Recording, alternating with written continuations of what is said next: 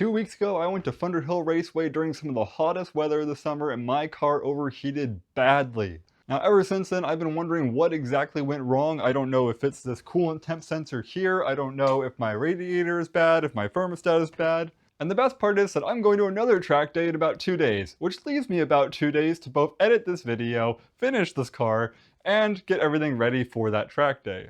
Will my car be done in time? Will the video be done in time? And more importantly, is there anything in this box of parts that can help me solve my problems? Let's find out. Now, before I show you how I took apart this car and why it's in the state it is in right now and why I have so little time left to repair it, let me explain a little bit about why I'm so concerned about the overheating I had despite the hot weather. You see, if this was a bone stock E36 M3, I would totally expect it to start overheating in that kind of weather. But I've done almost everything I can do to the cooling system already, and other cars that are built similarly were able to turn laps just fine, then do a cool down lap or two after maybe 3 hard laps, and then keep going. I wasn't even able to put down really a single lap before my car was overheating. Or at least so the gauges said. Now, the gauge I have for this is gauge.s, more on that in a second, but basically all you need to know is that it's tapping into the exact same temperature values that the ECU is reading, so we shouldn't have anything funny going on there. Secondly, for actual cooling upgrades, we've got a larger CSF radiator. This is about the biggest radiator you would realistically want for an E36 unless you were making some much crazier turbo power. It's a much bigger radiator. They've just got a lot more cooling capacity. People use them for the S54 swap all the time, which has more power and therefore more heat as well. And immediately after that radiator, I've got a small 16-inch fan along with an aluminum shroud to make sure that all the air goes through that fan. And in front of that radiator, we still have AC in the car, which does block a bit of the airflow notably, but we also still have the auxiliary fan to push through. I also do have a oil cooler mounted in the front kidney grills in front of the AC condenser and the radiator, so that does add a little bit more heat going in before you even get to the radiator, but it's not a huge oil cooler and that shouldn't be that big of an issue. Next item is not a big item for cooling, but it makes a difference for reliability. I have the Euro expansion tank relocation kit. This requires deleting the secondary air pump over here, but nonetheless, the one that normally would sit on the fan shroud over here doesn't work anymore with this aluminum aftermarket fan shroud, and it's also known to explode anyways, spontaneously, so we wouldn't really want that in the first place. Let's talk about the motor for a second. It is an NA motor that is built. I won't go too much into the specs, but this is probably making around 260, maybe 270 wheel horsepower, or at least it was when it was new. We've never gone at dynoed, so we don't know for sure, but these motors are pretty solid and we've never had any problems with them. It's also worth noting that the whole cooling system is not very old. I've gone through the thermostat and all the hoses on this car. Nothing on this car from the cooling system is old or has never been replaced, except maybe the heater core inside the car. And perhaps most importantly, we have the hood vents. The hood vents just serve the simple job of taking air through that whole radiator duct, through the fan shroud, and just help venting it up and over the hood. Supposedly they help improve front downforce a little bit, and it also just gives the heat a place to escape to. You can check out the video of me installing the hood vents right up there.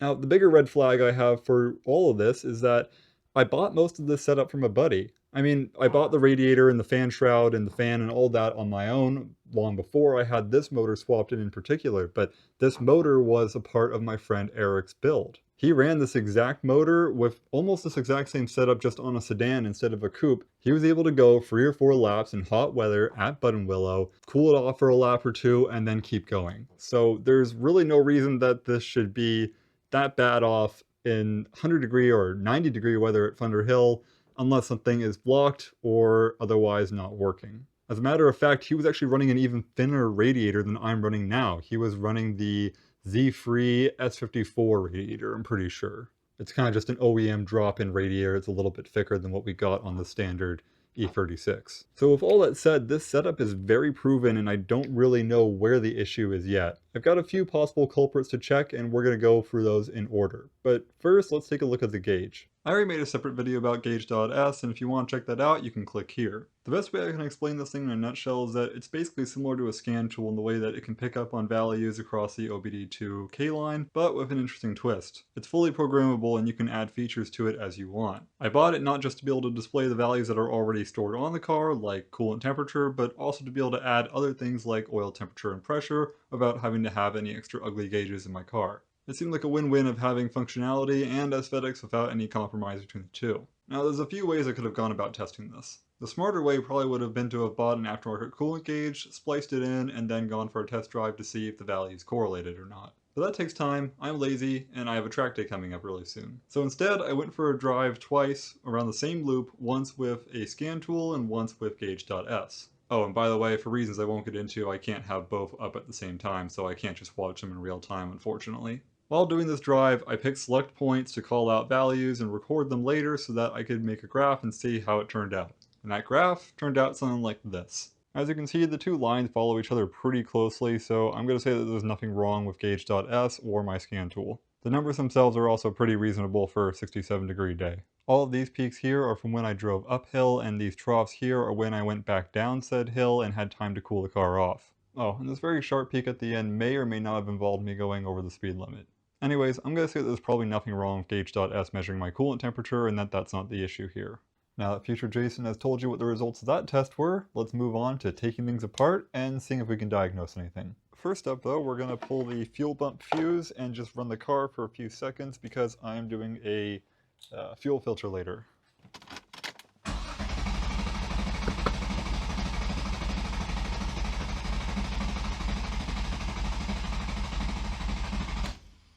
That ought to do it. Alright, first things first, I want access to some of the coolant lines that are under here. I'm also just going to be undoing my work on the oil sensors while I'm here, so I'm going to pull the manifold up, and to do that we need to remove this guy.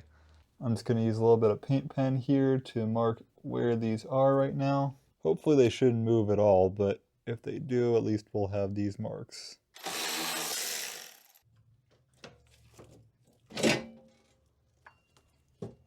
I was hoping to leave the canisters on, but it looks like we should probably just cut them off. It's okay, they're just zip ties.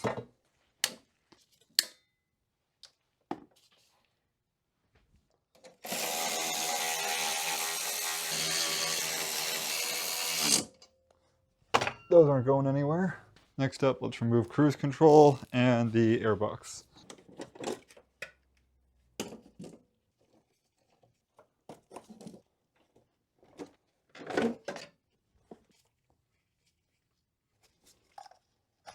Next, let's take the throttle body off.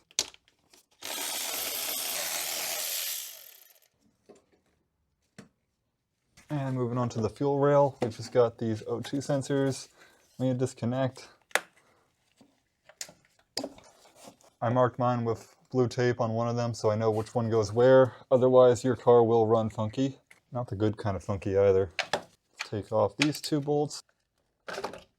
Alright, fuel rail out of the way. Don't damage the little green pinto caps here. There are 7 of these 11mm nuts going along the intake.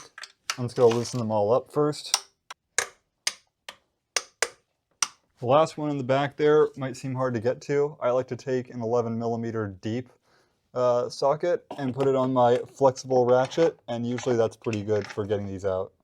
Also make sure to hold the fuel rail out of the way as much as possible. Once you break it loose, you should be able to fret it off by hand, which makes it a lot easier than trying to fit something back there.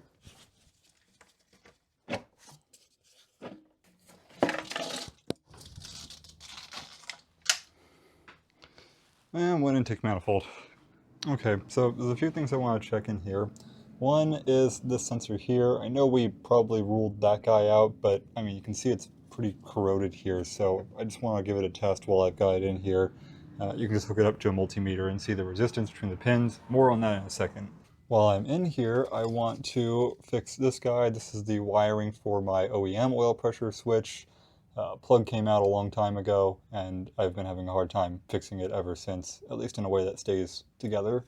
Secondly, I am taking out this whole mess here of my new temperature sensor and pressure sensor. It's not really working too well, and regardless, I'm going to remote mount it, so we'll be putting it elsewhere. Third, I was looking at this hose here. This guy originally went to the throttle body, which as you can see has been capped off there. Most people will usually delete that. I don't know which direction it flows, but either way you can just run a line from here to where it would go and just bypass this entirely, because this just makes it harder to get the throttle body off. I'm also not sure why you would want 190-degree coolant going through your throttle body, but I think it was for cold starts in particular. But with that said, let me see if I can get my multimeter on these pins in here, and we'll test to see if this resistance is normal. Alright, so I tested the coolant sensor here, and the readings aren't exactly what I was expecting to see, but it's still a little hot from when I was driving earlier. It's cooled down mostly, but it wouldn't be a fair test unless I really had this at the exact same temperature that I have the specs for. So I'm going to try the wild and risky move of seeing if I can take this out and put this other spare bolt I have in the meantime. I can already smell the coolant and see it leaking out. So when this goes, it's going to go and it's going to be gushing. 50-50 chance I'm going to have to drain the coolant anyways, so yep, that's gushing. That is definitely M12. Okay. Oh, we're going to clean that up later. So a while ago this engine was swapped with a built NA motor, and we replaced a lot of things on it when that motor was built, or just about everything was new on here, except apparently this guy. This is not new. It's also hard to see on camera here. Maybe you can see a little bit in the light. But that's not as firmly fixed to the housing as it should be, this plastic outside.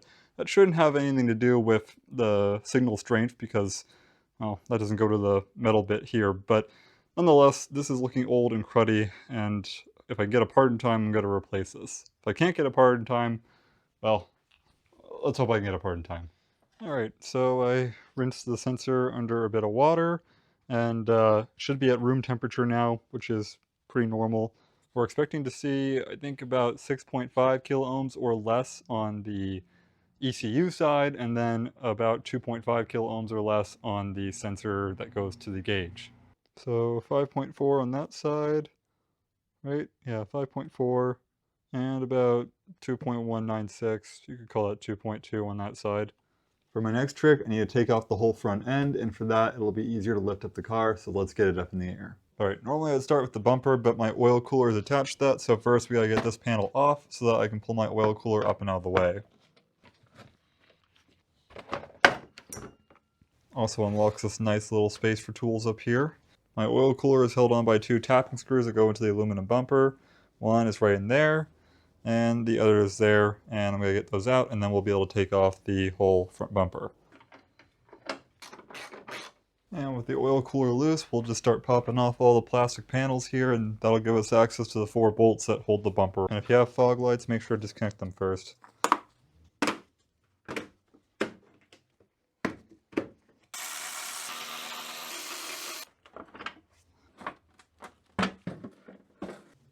And there we go. Oh, someone lost a little bit of tire. I'll make sure to give that back to them next time I see them.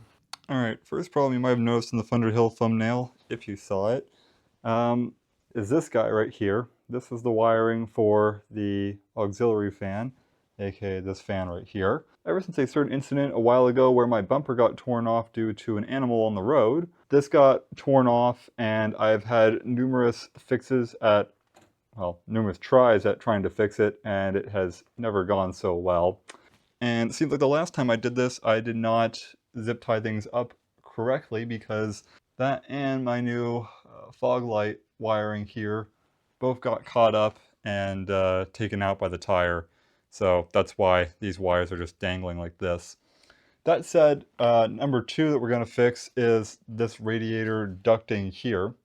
So this, people say to replace these rubber shrouds, and that helps air flow a bit easier through this whole section. So we're going to replace that and fix up this wiring. And I have a different unit for this guy here because, long story short, the reason it's wired up kind of crappy like this is because the plug came out a long time ago when the bumper got ripped off. So I have another one of these that has the plug, and I also just got the parts from FCP that I need to be able to rebuild the plug for this. I also have some replacements for these because the fitment's never been right, and I'm pretty sure these are for a sedan and not a coupe.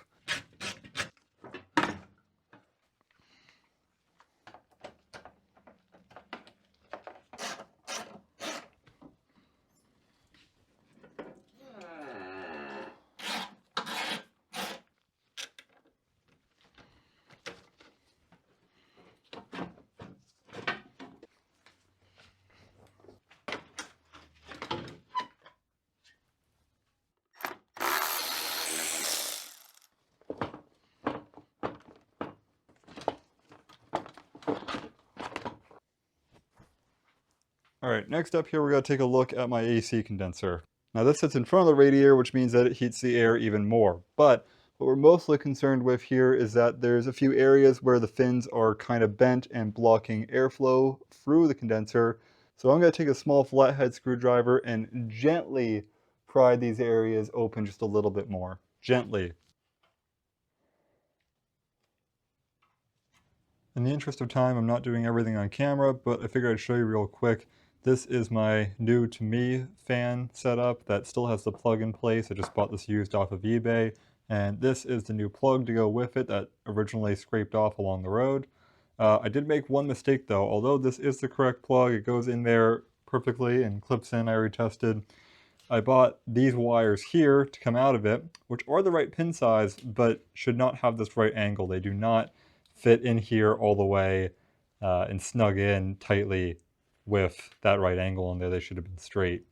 So I made that mistake. Luckily, to fix that mistake for now, these do secure very nicely onto these pins like that, and it doesn't come off at all. It's not loosely on there. It's got a nice snug attachment to it. So for now, I'm just going to plug these in as is, and I'm going to run some wires to them and hook them up to the car. I can still see which wire's which right here, so I don't have to worry about that. And later, I'll order the correct version of this little pigtail, and we'll do it correctly in the future. Just got to get this done for now so that I have something for the next track day. And when we come back, I'll move on to one final thing I want to test that isn't related to this. So real quick, these parts came in just in time for me to start using them. I have my new radiator ducting slash shielding, these kind of rubberish plastic pieces on the side. There's one old one, and here's the other old one. It's pretty torn up at the bottom. You can see here that probably was not doing a whole lot of insulating. Then, perhaps more importantly, I have my new sensor, and I did discover something interesting, since I now have one to compare against. The old one, on the gauge side, we're at 2.22 across the board. And let's see, and then on the new one, we're at about 2.394, you know, almost 2.4. So not a huge difference there. But then for the ECU temp side, on the old one, we are sitting around 5.5 ohms. And on this side, we're at almost 6 kilo ohms. That's not a huge difference, but I think it's enough that it could be throwing things a little bit out of whack, especially seeing as these two sensors have been sitting in this garage at garage room temperature for the same amount of time, or for at least a few hours now, so I trust that these two are at the exact same temperature. Alright, so I took everything apart and got it all back together here. I've got my fan properly on now. I do have the wire plugs going into it, and those are all crimped up accordingly back here like this.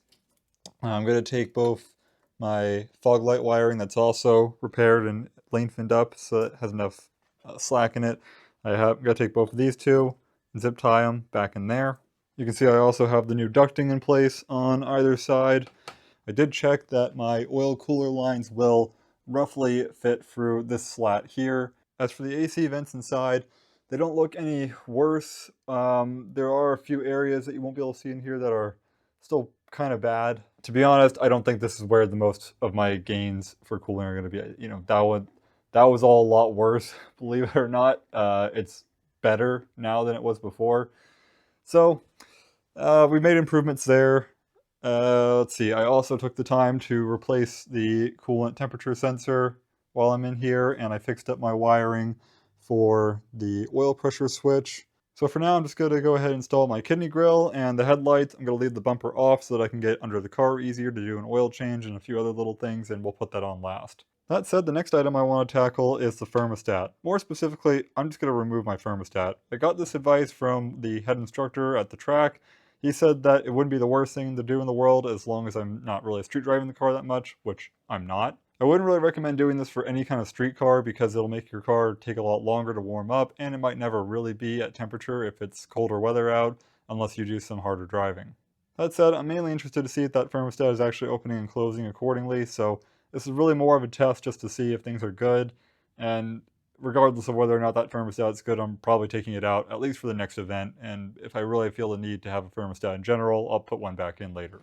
Alright, it is officially my last day to work on this, and I've got a lot more work ahead of me. So I'm just gonna get to it, and I'll explain things later when I've got everything back together.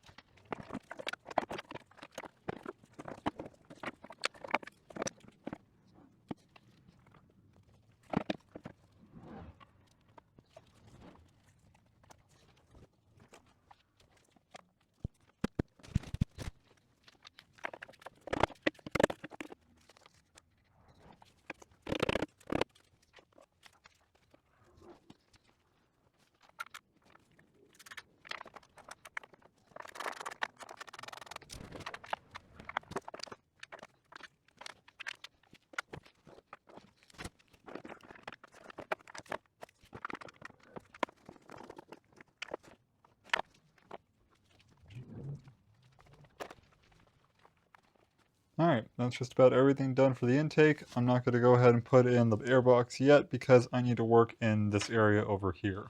And next up underneath the car is two simple, very important items. We got an oil change to do, and then I got a fuel filter to replace. I am going to take this opportunity though to look at the oil and see if there's any excessive amount of metal in it. If the engine was really running super hot, we would probably see a little bit more metal than usual from more piston contact on the cylinder walls. No, that's nothing out of the ordinary. Yeah, I'm not seeing my oil absolutely sloshed with any kind of particle debris here. And the magnet on the end of my oil pan drain plug also looks about normal. And likewise, if we look at our oil filter, that's not looking too bad. I'm not really seeing a lot of glitter in there. And pop the new guy in there like that.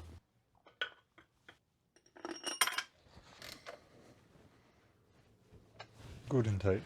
Now believe it or not, I've never actually changed a fuel filter before. And that would probably explain why I don't know which tools I was supposed to bring down here. So I just brought a whole bunch. I've never taken this panel off, so this is one of the very few parts of an E36 I've actually never worked on. These hose clamps are a 5mm.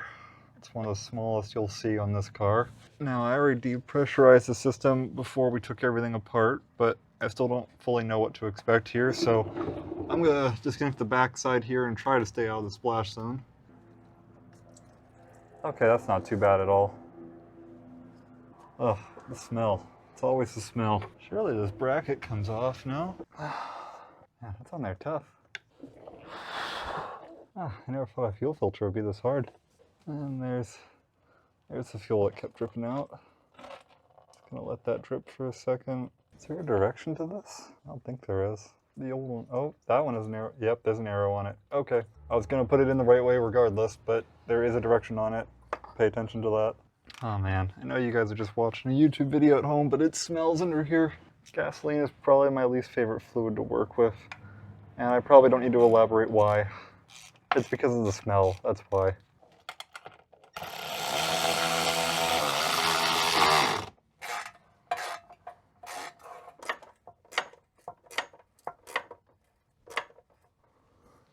I have gotten some questions before on what oil I use. I use this Modal 300V 15W50. It's a pretty heavy oil. Wouldn't necessarily recommend running an oil this heavy for your daily driver in this motor, but for track, it's definitely worth it. Handles the heat really well, high zinc, so make note of that before you put it on a car that has catalytic converters, because it will poison the catalytic converters. Alright, next up I'm going to drain out the coolant, and we're going to go ahead and take a look at the thermostat here and see what we're working with. Alright, moment of truth. Have the radiator out, have everything else out of the way. Let's just see what we got here for a thermostat.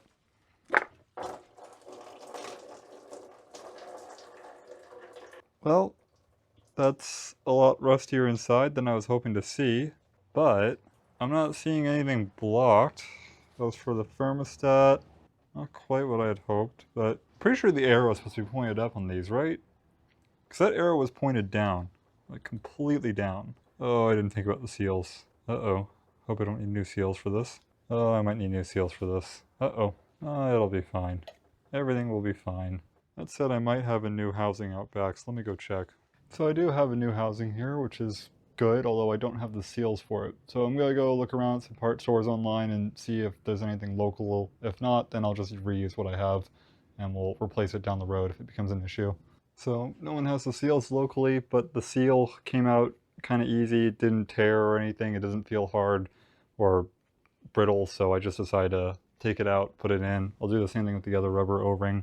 And with that said, we'll just put everything back together without a thermostat and see how things go. Alright, next up, I'm going to take off my fan shroud here because I did a trick a while ago where I tried to put some foam in on the sides here to seal everything. This fan shroud is aftermarket, as is the radiator, and they were never designed for one another. So I don't know, I think some of the foam got caught in the blades at some point. I don't know for sure, but we're just going to take it apart and see if there's anything wrong in here too.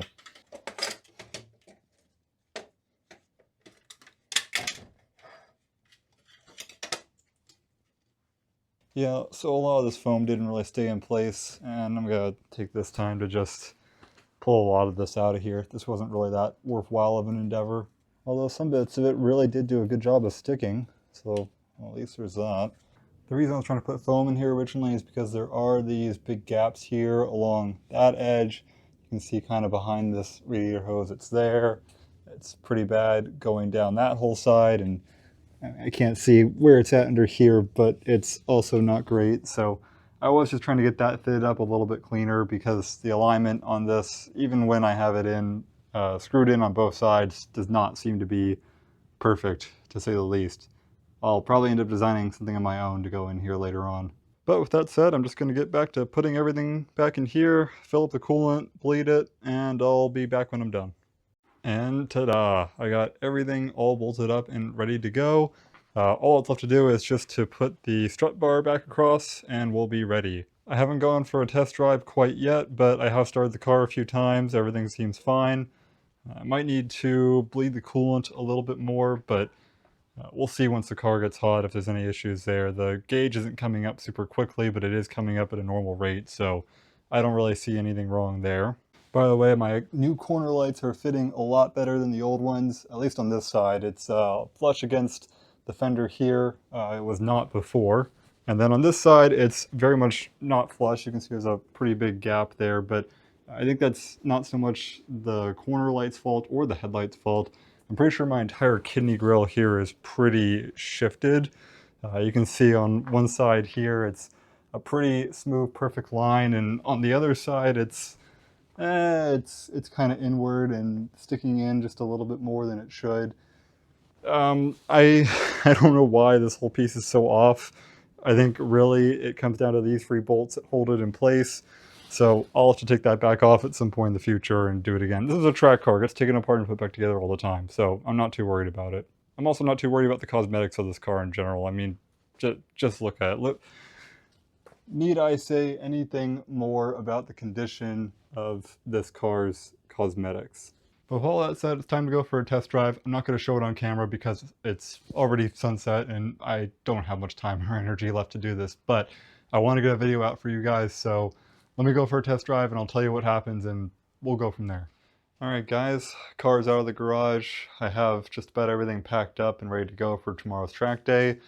Definitely drove well. Temperatures are good, a lot lower than before on average. I can still get up to about 200 degrees if I go for a hard drive, but you know, I was going at 150 degrees Fahrenheit down the freeway, 160. It really takes a minute to get up to temperature. So everything's looking a lot better and I'm confident that tomorrow will go well. I'm sorry this video is going up late. I spent all night tonight trying to get the car ready, so there's no way I can get this video edited out in time for tomorrow. And then tomorrow I'll be at the event all day, so I certainly won't be getting it done then either. But if you like these videos, don't forget to subscribe, leave a like, and leave a comment below while you're at it. Thank you so much for watching, take care, have a great day.